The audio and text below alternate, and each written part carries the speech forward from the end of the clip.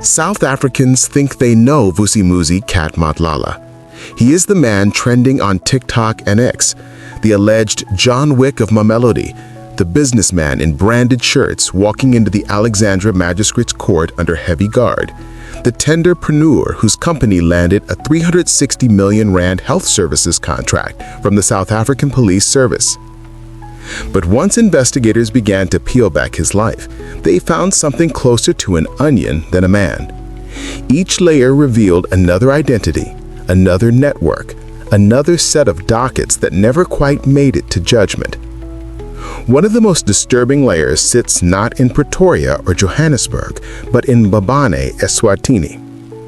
In February 2024, according to documents later seen by the Times of Eswatini, a man whose photograph and date of birth match Vusimuzi Cat Matlala applied for, received, and collected an Eswatini national identity card in the name Vusimuzi Dlamini, listed as the second-born son of Christina Thembi from Ochan, a rural chiefdom north of the capital.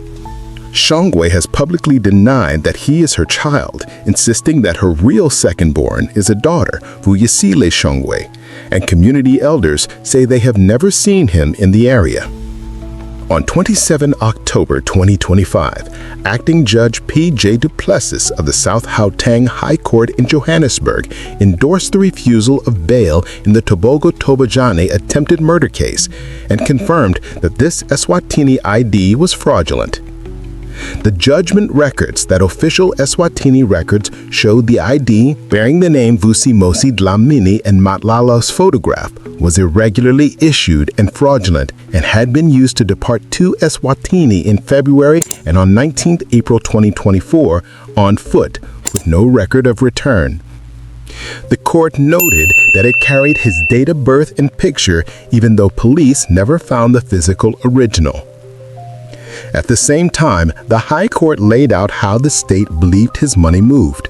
Bank records showed transfers of 20,000 and 15,000 rand on 12 October 2023 to one of his co-accused and a 100,000 rand transfer on 18 October 2023, the day after shots were fired into a car on Bryanston Drive in Sandton, leaving actress Tebogo Tobehane wounded in the foot and her friend with a devastating spinal injury.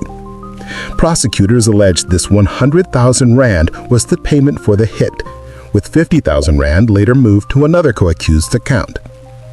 In the same judgment, Du Plessis recorded that the state regards him as 48 years old, a married man with 9 children, assets of more than 13 million rand, and even a foreign trust in Mauritius he initially failed to disclose. That was one identity. The self-employed director of 4 companies with 94 employees and millions in wages, who tells the court he is a victim of lies and jealous exes. Another identity appears in a crime intelligence report that Brown Mogotsi says he saw years earlier, a report he described under oath before the Madlanga Commission in Pretoria in November 2025. According to Mogotsi, the report contained a 6-page section on the Boko Haram gang in Mamelodi and identified the mysterious vigilante figure dubbed John Wick as none other than Vusimuzi Cat Matlala. The file, he said, included a photograph, ID number, criminal history, pending cases, and withdrawn matters under Matlala's name, and was brought to the attention of then Police Minister Becky Kayla as early as 2018. If Mogotsi's account is accurate, it means senior police and politicians were formally briefed that a man with a long trail of criminal cases, including cases that had quietly disappeared, was operating as a de facto underworld enforcer in Mamelodi. A third layer sits in the paperwork of the Gauteng Health Department. When whistleblower Babita Deokaran and her colleagues examined procurement at Tembisa Hospital in 2020-2021, they flagged millions of rand in suspicious payments to companies controlled by Matlala, including Black AK Training and Suppliers and Core Carbing Training and Suppliers. According to the Special Investigating Unit, at least 13.5 million rand in contracts linked to his entities formed part of a looting pattern that would eventually grow into more than 2 billion rand in irregular spending across multiple syndicates. 3 weeks after Deokaran pushed for payments to be frozen, she was shot dead outside her home in Winchester Hills. The triggermen have been convicted, the masterminds have not. Matlala has not been charged in relation to her murder and denies any role in ordering it, but his companies remain in the SIU's Tembisa case files as part of the money trails she died trying to expose. A fourth layer runs through SAPS headquarters in Pretoria. In June 2024, his company Medicare 24 Kushane District was awarded a 3-year, 360 million rand contract to provide health risk management services for around 180,000 police officers nationwide. By May 2025, under pressure from internal audits and public scrutiny, National Commissioner Fanny Masemela canceled the deal, saying it should never have passed the initial bid stage. At the Madlanga Commission, Mkhwanazi alleged that Matlala claimed Masemela had demanded 25 million rand in fees, with 5 million rand already paid, and that former police minister Becky Kayla allegedly wanted 10 million rand and had already received 2 million rand. He also testified that Matlala contributed 149,000 rand for transport and entertainment at the ANC's January 8th event in Cape Town in 2025, routed through a company belonging to Mkhwanazi's fiancée as part of an effort to secure political protection for his SAPS tender. Kayla and Masemela deny wrongdoing, and none of these alleged payments have yet been tested in a criminal court. And then there's the layer that has dominated social media, the attempted murder case involving Tebogo Tobechane. In her 18 February 2025 affidavit, she alleges that during their 13-month relationship, which ended in September 2021, he boasted about orchestrating violent operations, including a failed hit on a woman she later connected in her mind to the world around Babita Deokaran. She claims he raged about a lawyer friend who had allegedly reported him to the South African Revenue Service, and she suspects his involvement in the lawyer's mysterious death in 2020. None of these claims have been proven in court. They remain her allegations and are contested by his defense, but they add to the picture of a man who, in her telling, treated violence as a solution to administrative problems. By the time shots were fired on Bryanston Drive in October 2023, this was the landscape. A man formerly described by a foreign court as having used a fraudulent identity card in Eswatini. A businessman whose companies feature in a 2 billion rand health sector looting investigation. An alleged cartel figure whom an ANC-linked businessman now calls the John Wick of Mamelodi in official testimony. And finally, an attempted murder accused who, according to prosecutors, wired 100,000 rand the day after his ex-girlfriend's car was riddled with bullets. Yet none of these layers make sense in isolation. To understand how one person could sit at the junction of cash and transit gangs, taxi bosses, hospital tenders, police contracts, Eswatini identity fraud, and celebrity world violence, the story has to step away from commissions and courtrooms and go back to the beginning, to the streets where the name Cat was first spoken with a mixture of envy and fear.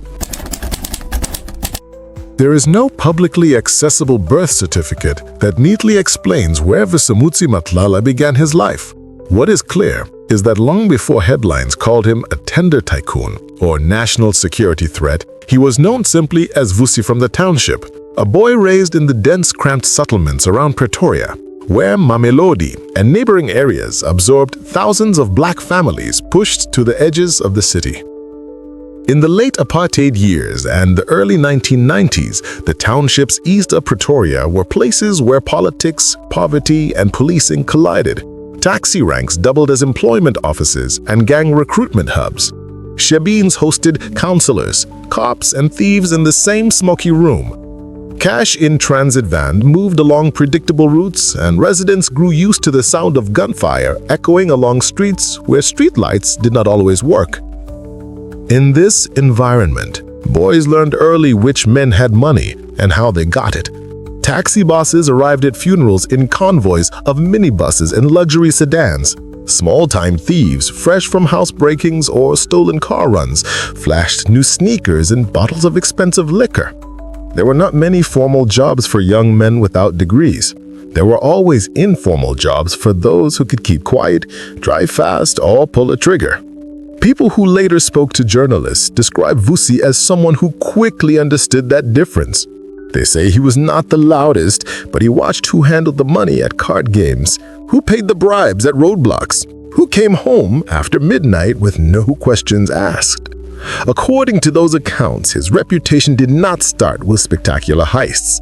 It began as so many township criminal careers do, with petty theft and opportunistic robberies, the kind of crimes that rarely make the news, but leave a long trail of victims behind them.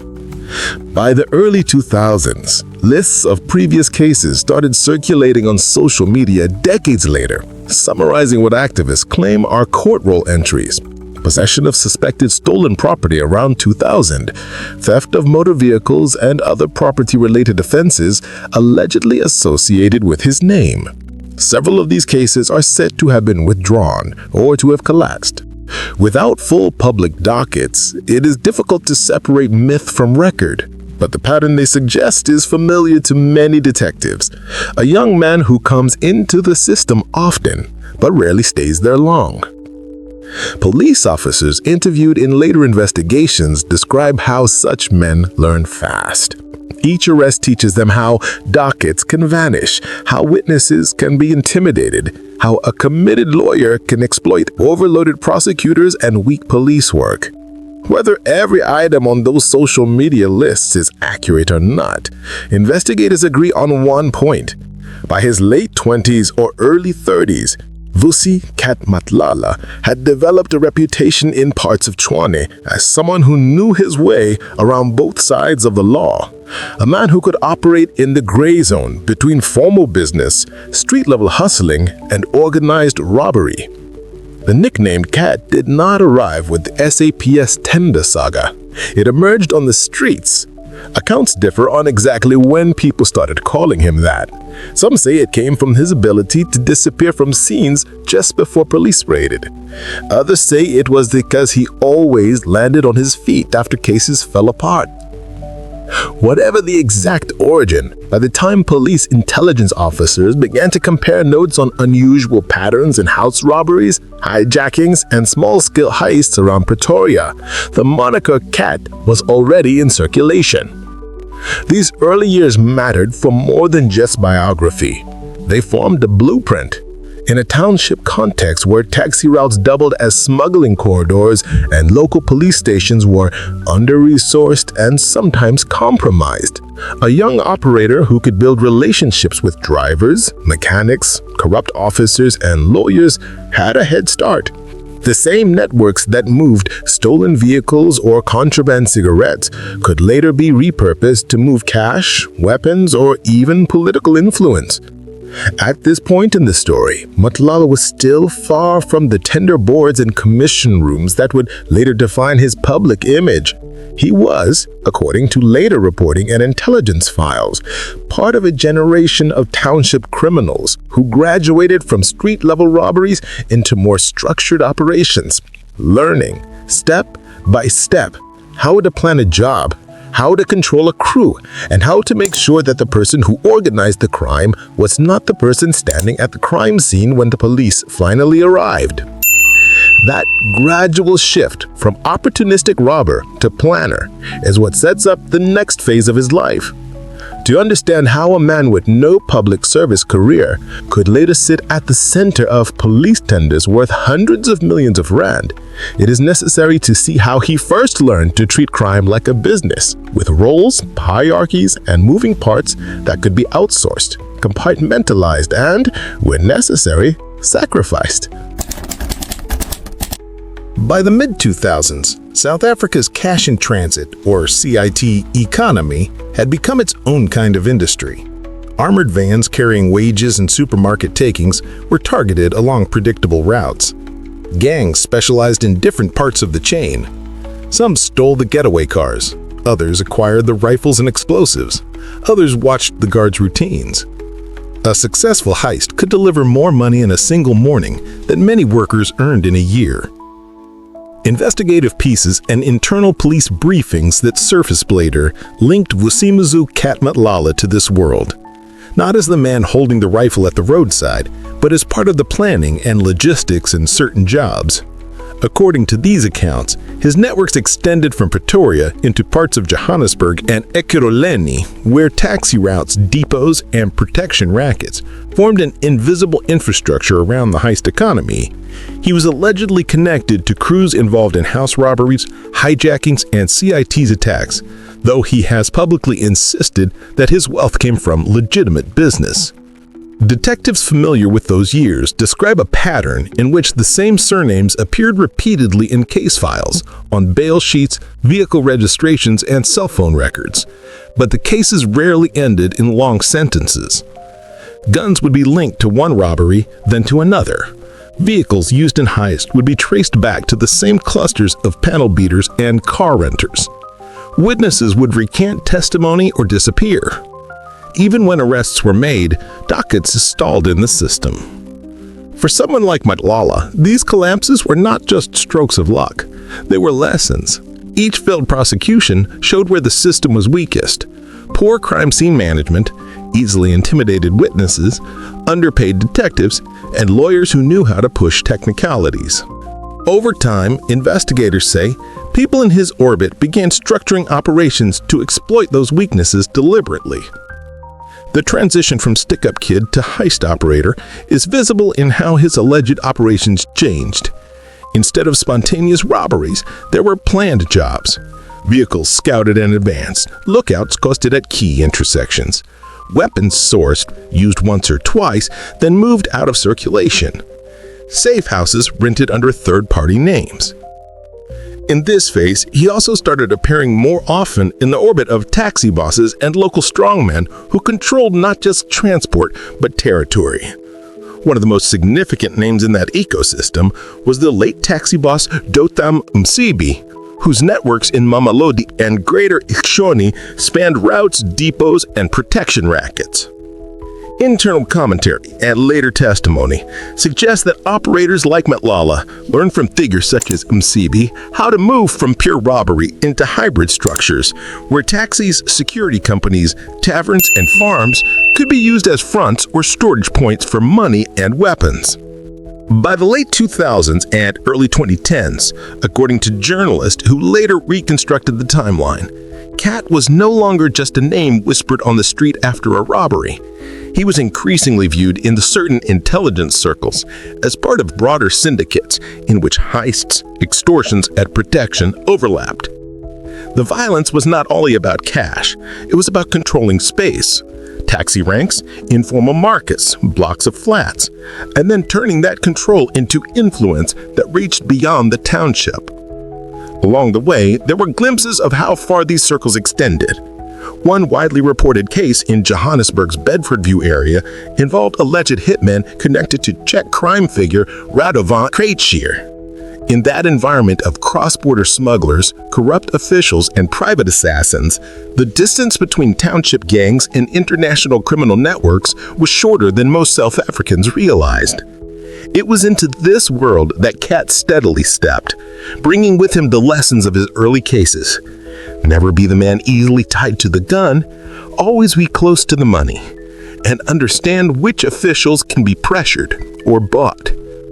This period did not yet feature hospital tenders or SAPS contracts, but the skills that would later define his rise, using front companies, moving between violence and paperwork, and keeping his own name just far enough from the blood on the ground, were being forged in these years. The next turn in his story would take those skills to off the streets and into government procurement.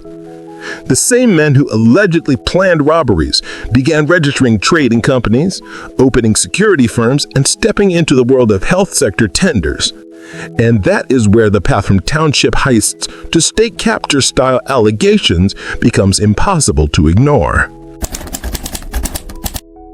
By the time Vusimuzi Matlala's name began appearing in crime intelligence briefings as part of a Gauteng cartel, the township robber from Mamelodi East were no longer just another gunman in a hijacked BMW. He had shifted into something more dangerous, a connector, sitting at the crossroads of taxi bosses, heist crews, and the first senior police officers willing to trade information, influence, and protection for cash. To understand the network you allegedly helped build, you have to start with a different kind of power in Tshwane, the taxis. For years, commuters in Pretoria and Mamelodi knew the name Jotham King Mkhwanazi. He ran large parts of the taxi industry in the region, controlling routes, ranks, and the men who enforced those routes with bullets when meetings failed. When Musibi died, obituary headlines called him a wealthy Pretoria taxi boss, but among investigators and journalists, he was whispered about as something more. A man whose empire stretched beyond taxi ranks into the shadow economy of cash and transit robberies, extortion, and political patronage. It is in this orbit that Matlala is alleged to have moved from being a high-risk operator to a node in a cartel.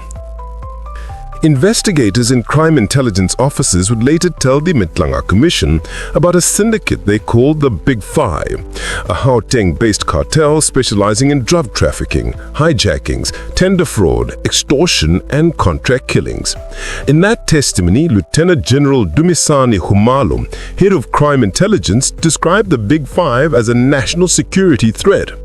He said it operated mainly out of Johannesburg and Pretoria, linking local heist crews and taxi figures to a network of businessmen and politicians who could launder money and make dockets vanish.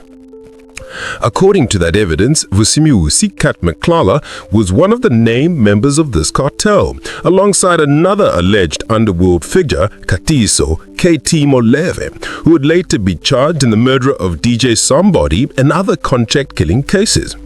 Not every detail of the hierarchy is public, but witnesses have told investigators that the Big Five was originally anchored by the late taxi boss Musibi, the man one detective allegedly called the cartel's president. Around that core sat men like Matlala and Molefe, accused of using a portfolio of companies, VRP protection firms, and logistics outfits as the business suit for a violent, cash-driven economy. In internal police slang and some investigative reporting, this web of relationships between taxi bosses, cartel figures, and compromised cops picked up a simple nickname, the firm. It was never a registered entity, but a shorthand for the way these interests seemed to move as one, fixing cases, intimidating witnesses, steering tenders, and controlling who lived or died in certain parts of Tshwane. In that framework, the Big Five was described as one of the firm's most profitable engines. For Mkhwanazi, the alleged entry point into this inner circle was not politics but logistics and muscle. By the late 2000s and early 2010s, the same skills that made him useful in cash and transit robberies, planning routes, sourcing weapons, arranging safe houses, were just as valuable to a cartel that needed men who could move money, drugs, or stolen vehicles across provincial lines without leaving a clean trail. Internal project scripts and subsequent reporting describe him as more than a foot soldier but not yet a public don. A man who could sit at a table with far more senior figures because he delivered results and understood discretion. An episode that appears repeatedly in commentary and testimony is the story of the farm. In one account, later echoed by witness C in the Madlanga proceedings, this farm, linked by some investigators to networks around Sibiya, functioned as a neutral ground where businessmen, senior police officers, and underworld operators could meet away from recording devices and city surveillance. It is here, witness C claims, that Matlala met Deputy National Police Commissioner Lieutenant General Sibiya to discuss his SAPS health timber problems and alleged protection arrangements. In a transcribed conversation cited before the Madlanga Commission, witnesses says Matlala boasted of paying Sibiya up to 1 million rand a month to keep the police on his side, particularly in relation to his contracts in ongoing investigations.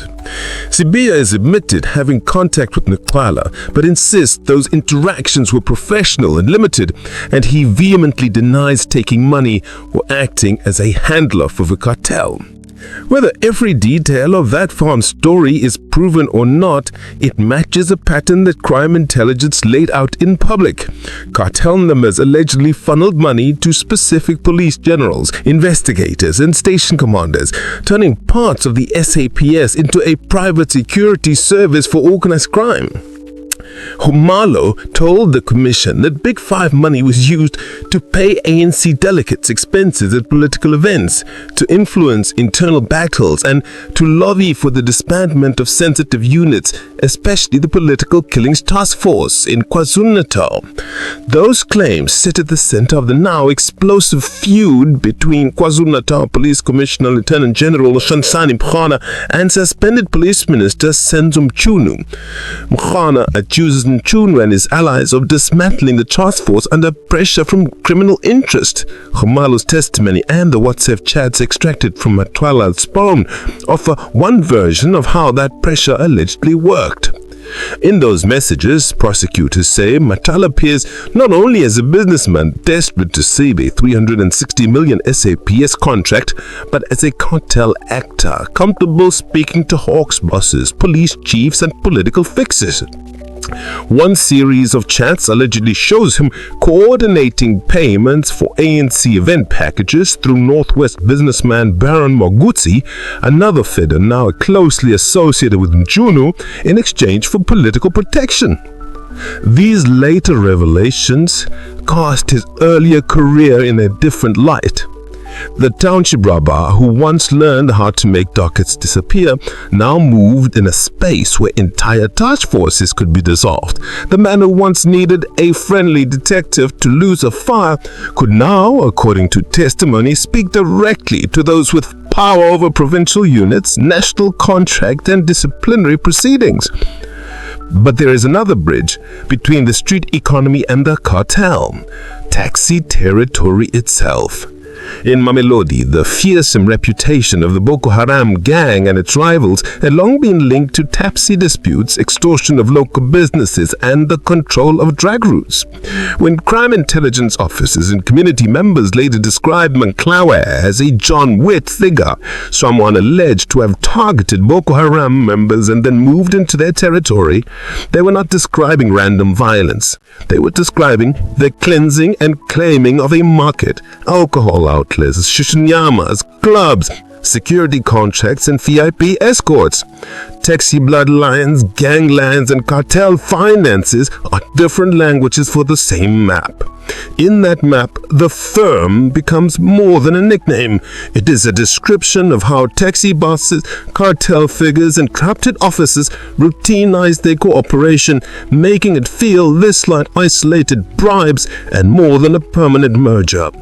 And according to the SIU and multiple investigative reports, by the time Hangwani Morgan Maunala's name surfaced at Tembisa Hospital, that merger had already extended into the public health system, with Matlala traveling along its channels as both an alleged foot soldier and a beneficiary.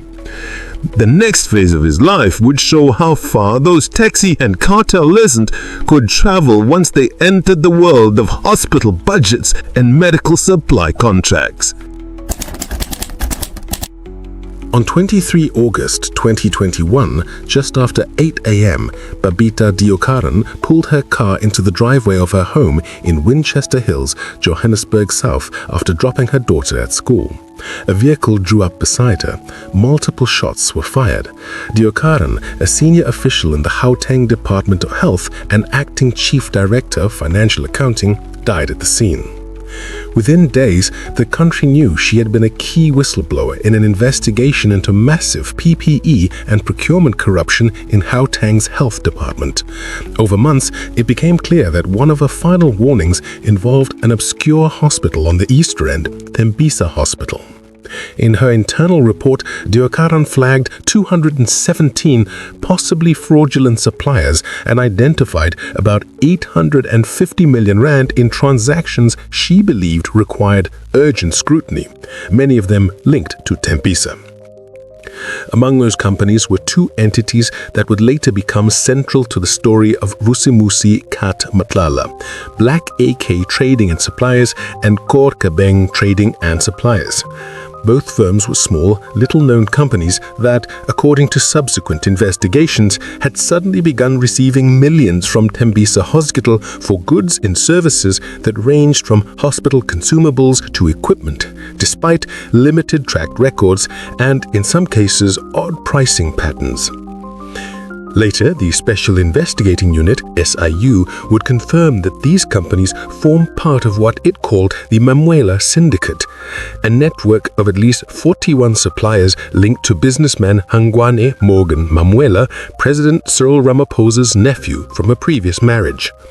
In its interim report, released on 29 September 2025, the SIU said it was reviewing 816 million rand in payments tied to the syndicate, and that 3 companies in the cluster, together awarded contracts worth 135 million rand, were connected to Vusimuzi Matlala. By that point, independent investigations by New 24 and other outlets had already painted Mamelodi as Tembisa's tender don, a businessman who, through more than 40 shell companies, extracted around 800 to 820 million rand from the hospital while patients waited on broken stretchers and overworked staff struggled with shortages. Matlala's position in this ecosystem was different, but no less troubling. The SIU and investigative journalists found that his companies, including Black AK Trading and Suppliers, Korkabeng Trading and Suppliers, Falcon Cat Trading and Suppliers, and others, had received millions from Tembisa Hospital in a relatively short period. In one analysis cited by watchdog groups and media reports, Black AK alone was flagged for receiving nearly 5 million rand in a single month. Company records and investigative reporting suggest close ties between Matlala and Mamelodi beyond simple co-beneficiary status. One report, echoed in internal project scripts, describes Mamelodi briefly serving as a director in one of Matlala's security-related entities before being removed from the paperwork, an arrangement neither man has publicly explained in detail. In New 24's silenced investigative series on Babita Deokaran's murder and the Tembisa scandal, both men appear again, Mamelodi as the central figure in the syndicate and Matlala as one of the beneficiaries whose companies were on Deokaran's radar in the weeks before she was killed. It is crucial to point out what is known and what remains allegation.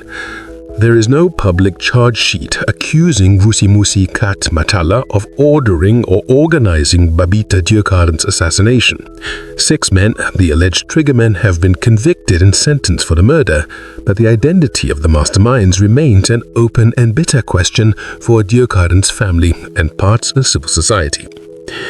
What is on record is that Deokaran's internal report flagged transactions involving companies linked to Matlala. The SIU named his firms as part of the Mamelodi-linked syndicate under review. Investigative journalists have traced significant flows of Tembisa money to his businesses. Those facts alone place him inside the money trail that a murdered whistleblower died trying to expose. For Matlala, the Tembisa period marks a clear shift in profile. Until then, he moved mainly in the underworld economy, robberies, gangs, the taxi heist nexus, and local security contracts. At Tembisa, his company stepped directly into the pipeline of public health budgets. The mechanics of the scheme, as reconstructed by the SIU and reporters, were brutally simple. Hospital officials and Gauteng health bureaucrats allegedly relied on relaxed quotation thresholds and emergency procurement rules to push high-priced, questionably sourced orders to a cluster of favored suppliers. Some companies were registered using the IDs of unsuspecting workers like pool cleaners and security guards. Others, including those linked to Matlala, were controlled by men already known in other spheres of patronage politics and organized crime. Invoices moved, payments cleared, On paper, hospitals were being supplied with critical goods. On the ground, patients and staff complained of the same shortages as before. In that environment, Deokaran spreadsheets and emails were more than administrative housekeeping. They were a threat to a business model. Her assassination, while not yet legally penned on a mastermind, is widely treated by investigators and analysts as the ultimate enforcement mechanism of that model. Kill the person who can join the dots, and the dots may never be presented in court. It is within this broader picture of health sector looting that the next evolution in Matlala's story appears. By 2023-24, he was no longer only a man whose companies supplied goods to Tembisa Hospital. He had become the sole director of Medicare 24 Tshwane District, a company offering health risk management and medical assessment services. In June 2024, SAP awarded Medicare 24 a 3-year, 360 million rand contract to provide health and wellness services to roughly 180,000 police members nationwide. The award documents show that Medicare 24 was the only successful bidder for the 360 million rand tender. Investigative reporting later revealed that the company had a modest financial footprint before the award, an annual turnover far out of proportion to the size of the contract, and that its registered address was a modest business premises, not the kind of national infrastructure one would expect for a police-wide medical provider.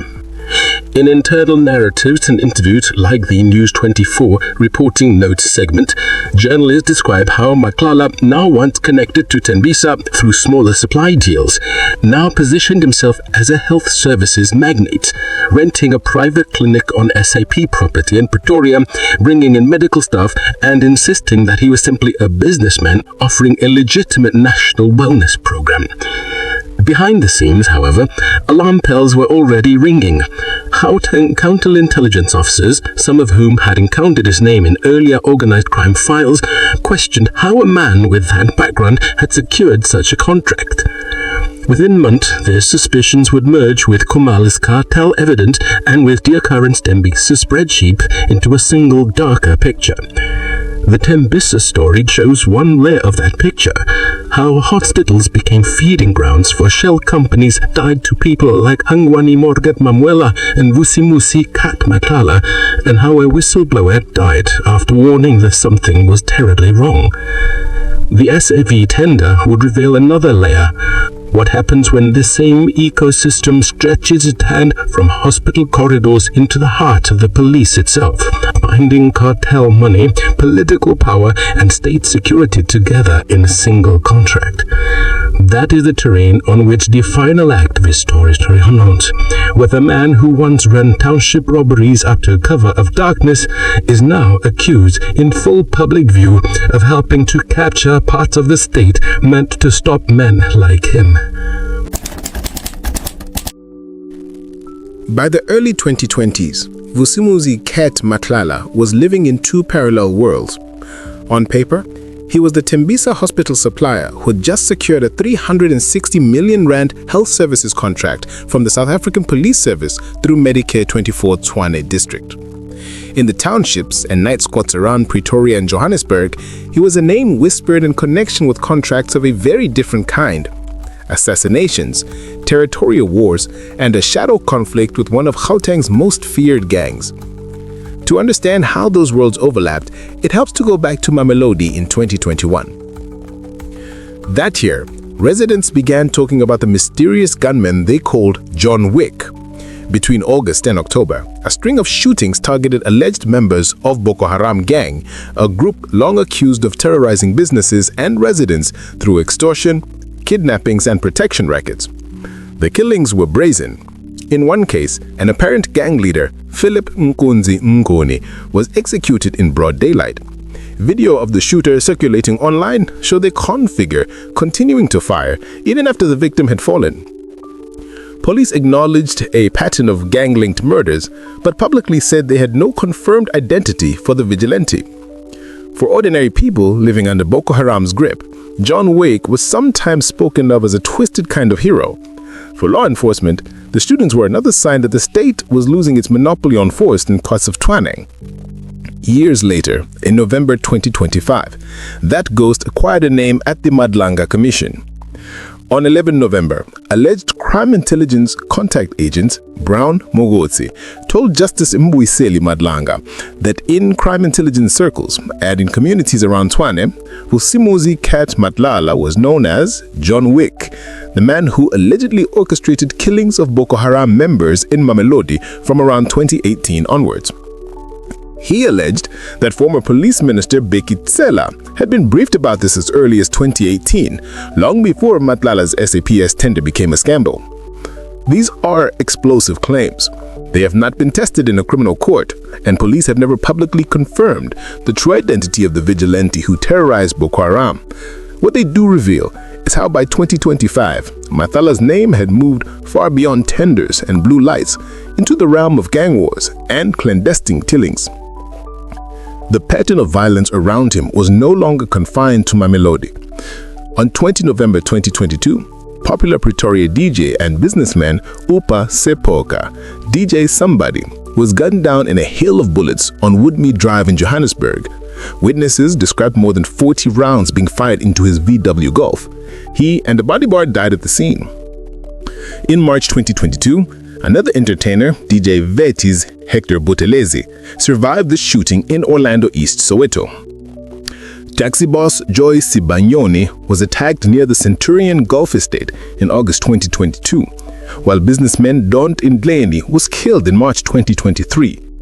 In April 2024, a man named Aman Swat was murdered in what investigators later suggested was a case of mistaken identity. In September 2025, during briefings linked to the Madlanga Commission, SAPS spokesperson Brigadier Atlenda Mata said that more than 40 firearms seized in relation to investigations involving Matlala and alleged contract killer Katizo KT Molepe had been forensically analyzed. Ballistic tests, he said, linked those weapons to at least 18 murder and attempted murder dockets, including the high-profile killings and attacks on DJ Somebody, DJ Vetes, Sibanyona, Indleni, and Swat. Those findings on their own do not prove that Matlala ordered any specific hit. What they do suggest is that weapons tied to his network were circulating in some of Gauteng's most lethal disputes. At the same time, investigators were mapping out a broader criminal ecosystem, the so-called Big Five Cartel. Crime intelligence boss Lieutenant General Dumisani Kumlanda told the Madlanga Commission that the Big Five was an alleged syndicate operating primarily at Gauteng, engaged in drug trafficking, hijackings, tender fraud, and contract killings. In his account, the network's coarse figures include businessman Vusimuzi Cat Matlala and alleged hitman and kidnapper Katiso Molepe working alongside political fixer Bran Mowotsi. Phone records and WhatsApp chats seized from their devices, he said, showed a clear collaboration between them, certain senior police officers, and politically connected individuals. In this picture, the township silence was not random. It was part of a business model. Boko Haram's extortion rackets in Mamelodi, informal taxes on taverns, car washes, and small supermarkets represented a steady cash flow. Control of those streets meant leverage over who could sell drugs, who could host events, who needed to pay protection. The alleged John Wick campaign against Boko Haram did not simply remove a gang, it cleared space that other actors could fill. While no court has yet drawn a straight legal line from those killings to the Big Five cartel, witnesses like Mogodze argue that the same names kept appearing in both stories, on the street and in the tenders. Outside the underworld, Matlala built an image that looked very different. On Instagram and in Lifetime coverage, he appeared as a flamboyant Pretoria businessman. Luxury cars, designer clothes, charity drives, sponsorships, VIP lounges at nightclubs and sporting events. His security companies, Cat VIP Protection and related entities, were photographed escorting celebrities and politicians alike. In one widely reported incident, more than 40 rifles and pistols were seized by police at the Lucia mansion of businesswoman Sean Mkiza. Many of those weapons were later confirmed to be registered to Cat VIP Protection. Authorities said they were investigating licensing irregularities and possible links to other crimes. The guns were legal on paper. The ballistic latches and the doggets they touched were not. By the time Edris Teboho Tebeng's car was sprayed with bullets on Bryanston Drive on October 17, 2023, Matlala's world had fused personal relations, business interests, and alleged contract killings into one combustible mix. Teboho Landon later testified that she had been in a 13-month relationship with him, ending in September 2021, and that during that period, he had confided in her violent plots, including Sheiklaying, a failed hit on a woman she came to believe was linked to whistleblower Babita Deokaran. She alleged that he used violence to remove perceived threats, whether they were business rivals, tax-compliant lawyers, or women who had once been emotionally close to him. In her sworn statement, signed on February 18, 2025, she went further. She described how a friend on his Dunpan was shot in the spine during the Bryanston ambush and left partially paralyzed. She alleged that Matlala's wife, Tsakanen, CEO of Cat Security, had helped arrange the attack out of jealousy and resentment, allegedly using her professional network to track Teboho's movements. Investigators later told the court that WhatsApp messages recovered from Matlala's phone showed instructions to unidentified hitmen to shoot her in the face so that her family doesn't recognize her. And the payments totaling around 100,000 rands were routed from his business account to accused gunmen Musa Kekena and Floyd Mabusela. Matlala has denied all of this, calling the allegations baseless, insisting he learned about the shooting on social media, and pointing out that Teboho turned to him for help afterwards. In his version, he is a businessman being targeted by opportunists and political enemies who hope to collapse his empire. In hers and in the state charge sheets, he is a man who treats human lives the way others treat invoices, things to be processed, paid off, deleted. By late 2024, these worlds, Mamelodi gangs, Pretoria nightclubs, Tembisa contracts, and the SAPS Health Services deal were no longer separate files.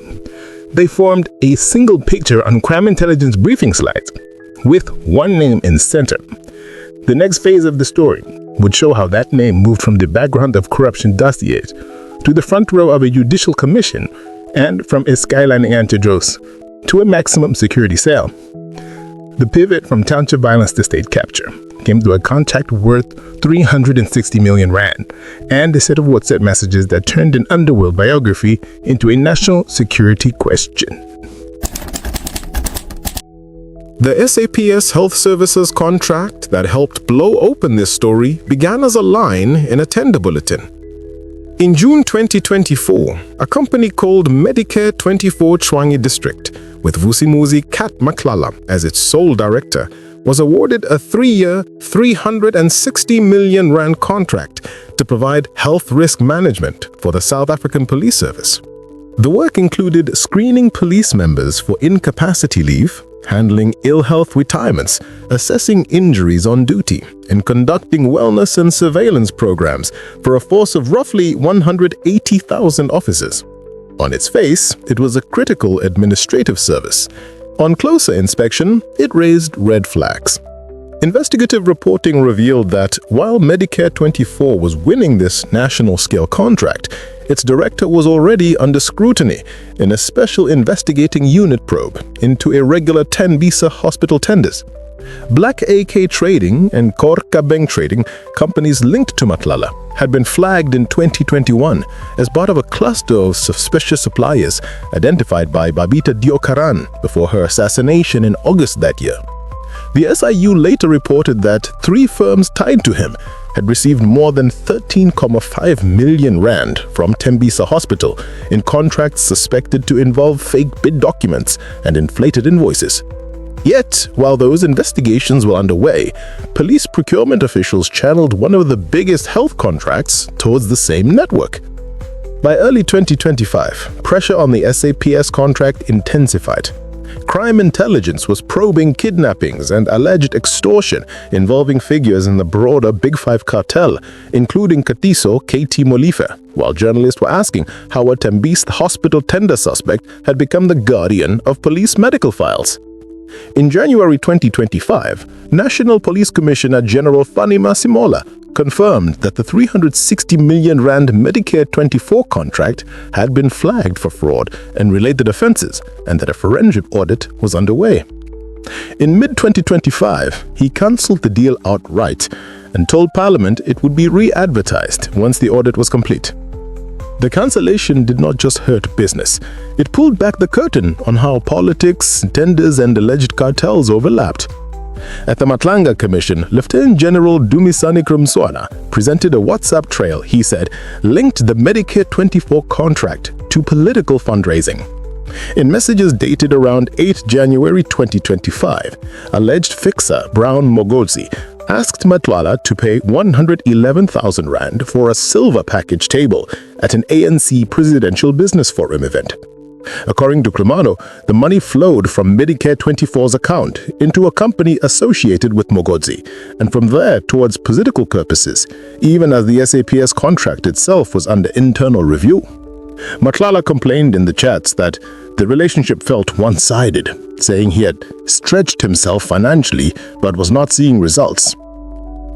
Krumalo told the commission that this was just one example of how the alleged Big Five cartel bankrolled politicians and bought influence over SAPS structures, including decisions about specialized units.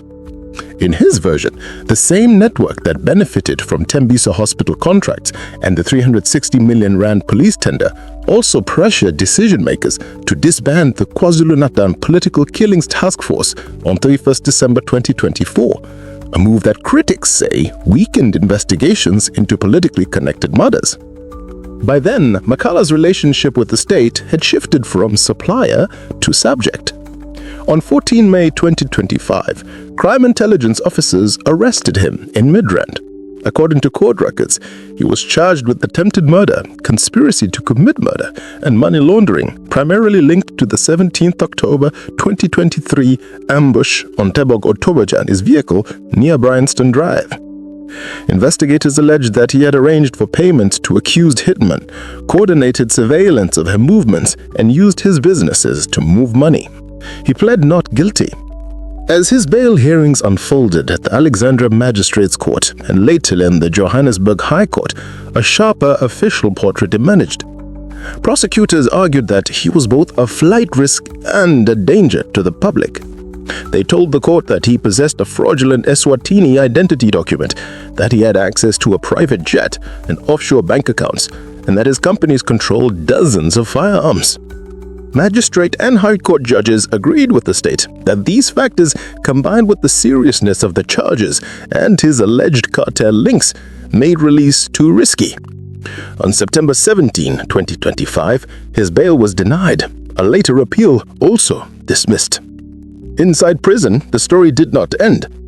In September 2025, SAPS announced that an illegal cell phone had been discovered in his cell at Kosimampulu 2 Correctional Center, classified as a maximum security environment. Officials alleged that he had used the phone to communicate with associates and potentially coordinate business interests from behind bars. It reinforced the state's narrative of a man whose influence persisted even when he was physically contained. Outside, the Madlanga Commission became the public stage on which his alleged reach into the police and political system was laid out. National Commissioner Fani Masemola, Crime Intelligence Head Pimisana Krumalo, former Acting National Commissioner Matlala Mkhwanazi, and Police Minister Senzong Tekunu were all drawn into testimony that intersected with Matlala's name.